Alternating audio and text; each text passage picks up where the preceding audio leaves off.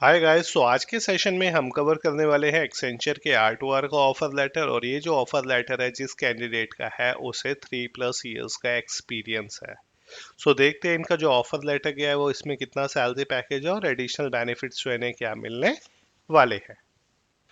बात करूं अगर मैं इस ऑफर लेटर की, जो ये ऑफर लेटर है वो अभी ही रिलीज हुआ है 8 जनवरी 2025 को। कैंडिडेट का नेम और एड्रेस हमने हाइड कर रखा है यहाँ पे।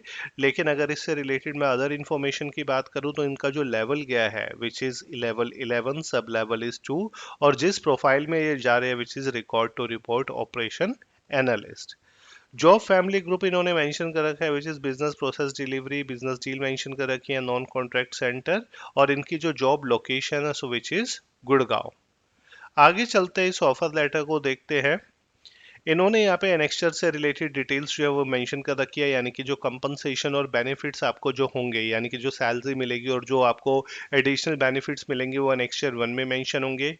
डॉक्यूमेंट्स आपको क्या क्या रिक्वायर्ड है सबमिट करवाने के लिए which is mention in annexure 2। Working condition के लिए एनेक्स्चर 3 में सारी डिटेल्स है जो नीचे मेंशन है। डिक्लेरेशन के लिए आप एनेक्स्चर 4 मेंशन है, और टर्म्स ऑफ एम्प्लॉयमेंट के लिए जो है एनेक्स्चर 5 के अंदर सारी डिटेल्स जो है वो मेंशन है। अब नीचे चलते हैं और एनेक्शंस के ऊपर आते हैं। तो यहाँ पर इन्होंने सारा जो है एक्नॉलेजमेंट सारी चीज़ें यहाँ पर आ रही है, यहाँ पे डेट आ रही है।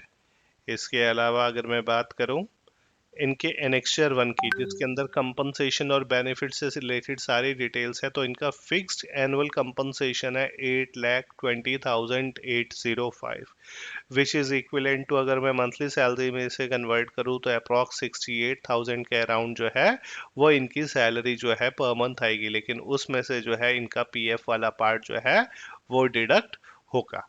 इसके अलावा इनको वेरिएबल पार्ट जो मिल जाए, यानी कि जो आपका variable in terms of your performance जो मिलता है वो है 21%। अगर मैं ओवरऑल इनके सीटीसी की बात करूँ तो विच इज़ 9,93,174। एक कैंडिडेट को अभी मैंने आपको बताया कि इनको जो है 3 to 5 के बीच में, यानी कि 3+ का ही है, ओवरऑल 5 का भी एक्सपीरियंस नहीं है। 3 years 8 months का इनको एक्सपीरियंस है। ऑलरेडी जो है ये R2R के डोमेन में थे और वहां से इन्होंने जॉब को चेंज किया है। अगर इसके एडिशनल बेनिफिट्स की बात करूं जो इनको मिल रहे हैं, ग्रेचुटी वाला पार्ट मिल रहा है which is 13,800।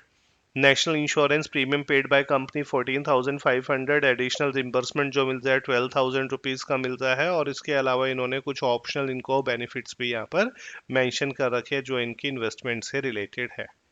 Total fixed compensation जो था वो था 8,20,000, और वेरिएबल पार्ट मिला के जो इनका कंपनसेशन था which is 9,93,172, which is a good amount of package. Next अगर इनके बात करें, जो इन्होंने यहाँ वेरिएबल पार्ट मेंशन कर रखा है वो 21% तक का, जिससे पैकेज 9,93,000 हो रहा था।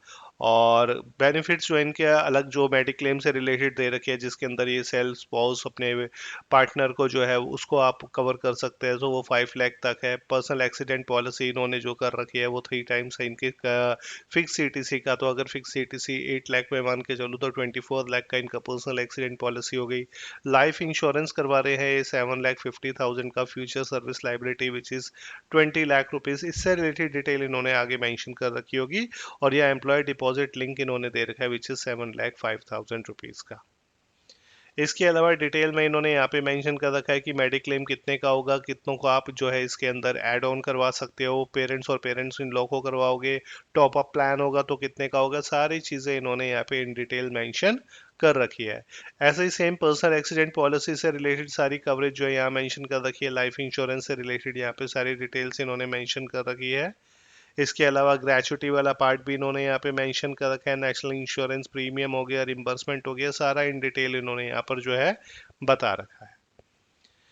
फिर कुछ इन्होंने टैक्स, जो इनकम टैक्स और जीएसटी से रिलेटेड क्लोज होते हैं वो भी इन्होंने यहाँ पर मेंशन कर रखे हैं। इसके अलावा एनेक्स्चर 2 में इन्हें क्या क्या डॉक्यूमेंट सबमिट करवाने हैं वो सारी चीज़ें जो है कंपनी ने यहाँ पर मेंशन कर रखी है, जिसमें 2 पासपोर्ट साइज फोटोग्राफ हो गई, पैन कार्ड हो गया, आधार कार्ड हो गया, हाईएस्ट क्वालिफिकेशन हो गई, मार्कशीट्स हो गई, document in support your of age हो गया, रिलीविंग लेटर हो गया। तो वही सारी जो डिटेल है पीएफ से रिलेटेड, फॉर्म 16, फॉर्म 26 है, सारा कुछ यहाँ पे इन्होंने मेंशन कर रखा है।